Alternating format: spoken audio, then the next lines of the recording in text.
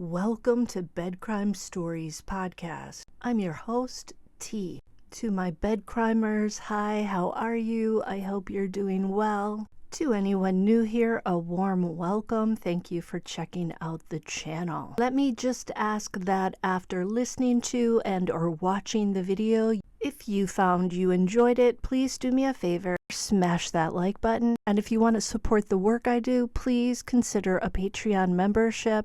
You'll find a link in the description. Now, let's dig in. Today, I want to talk a little bit more about the witnesses who came forward to attorney John Ray to say that they had experiences with alleged serialist Rex Heuermann.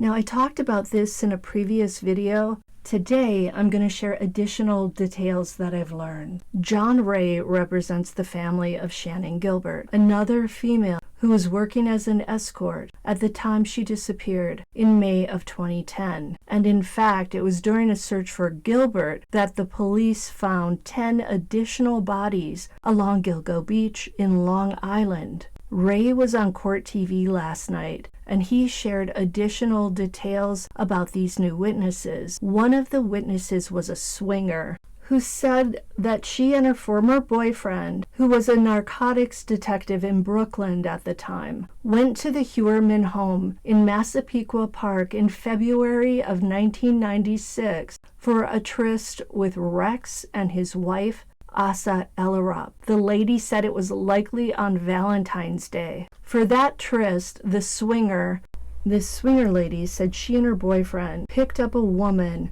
who was on the street having just been released from jail.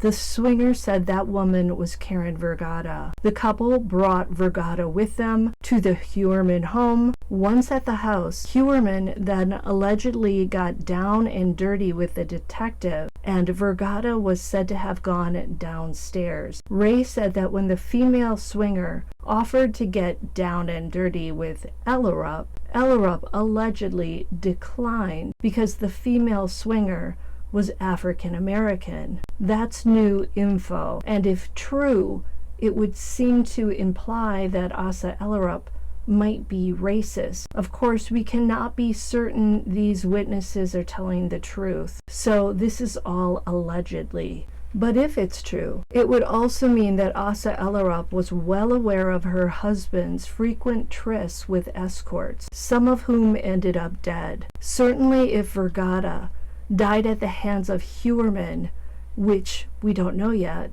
it would seem that Ellerup was likely home when that crime occurred, if it was this night in February. Again, this is all allegedly.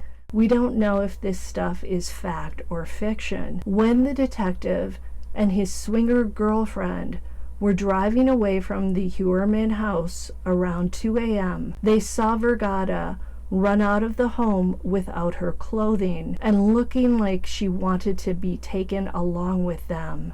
The witness also said that Rex Heuermann was building a huge fire in the backyard at the time. Vergata disappeared on or around Valentine's Day in 1996. So again, if this story is true, it would seem to imply that Heuermann could be responsible for Vergata's death. We know she died because her legs and feet turned up on Fire Island in 1996, and then her skull, along with some teeth, were later found along Gilgo Beach. A second witness, described as a banker who worked on the side as a cab driver, told a story about escort Shannan Gilbert. The driver alleged that in the fall of 2009, she picked up Shannan from the Sayville Motor Lodge, where Shannan had locked herself in the bathroom during a tryst. When the driver arrived, she saw, quote, a very large man, who she later recognized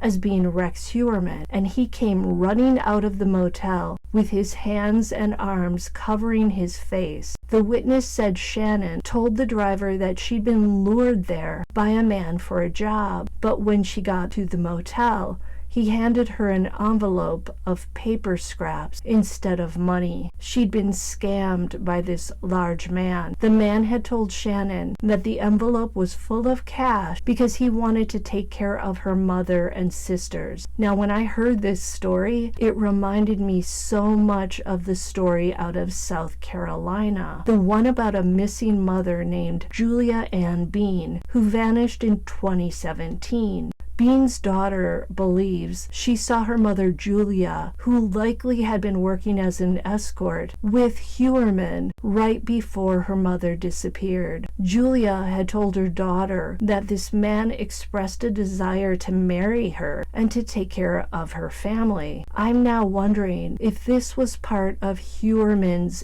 MO, or modus operandi, to bring what looked like a huge envelope of money along to his tryst to make the escort believe she was going to make a ton of money and that he was going to take care of her and her family. And then, not only did he not pay them for their services, but he also allegedly maybe took something huge away from them, their lives. Now, this cab driver witness had another alleged incident with Rex Heuermann in October of 2009 when she picked him up at a bar off exit 59. When he got into the car, the witness said in the affidavit, Heuermann told her they were going for a long ride in the woods and said they needed to pick up a girl who, quote, lived in a car across the street. When the driver questioned Heuermann about this, he got angry and said he wanted to do the driver in. He also clicked a weapon and he claimed he was a Brooklyn cop. So there's a third witness as well, according to John Ray, who described Heuermann as a serial user of escorts who would sometimes invite 2 at a time to his house. During several of those encounters, Ray said the witness told him Heuermann's wife, Asa Ellerup, was upstairs. Harrison, the police chief, said that he was present for one of the affidavits and that he continues to work with John Ray to ensure that every single stone is turned over. Ray added that officers accompanied him to interview another witness. Heuermann's lawyer so far has not commented on any of this. Robert Macedonio, an attorney representing Asa Ellerup, however, called Ray's press conference and his allegations a, quote, desperate attempt to keep himself relevant in a case that has nothing to do with his clients. This Macedonio said, quote, he has spent the last 12 years chasing his tail in a desperate attempt to find a person to sue civilly. He has no basis, in fact. Even his claims today don't match the profile of a serialist. Serialists don't hang out with other people. It doesn't fit the profile. It's completely outlandish, end quote.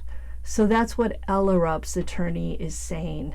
Rodney Harrison told Newsweek this week that he has assigned 2 additional investigators to the Gilgo Beach investigation to focus on victims Karen Vergata and Valerie Mack. Mack vanished in 2000, and her remains were found along the Long Island coastline. Despite Rodney Harrison standing with John Ray, the Suffolk County District Attorney's Office said in a statement Wednesday that prosecutors and the Gilgo Beach Homicide Task Force had no prior knowledge of Ray's press conference and watched it not knowing what was going to be reported. No private attorneys are or have ever been members or agents of the task force, end quote. The office added that attorneys representing victims or their families by definition have a conflict of interest and should not be part of the investigation. Accordingly, private attorneys are not part of the task force, and potential witnesses should not be reaching out to a private attorney with an interest in the outcome of the case. End quote. So that's a lot to drink in and process. This is going to get interesting.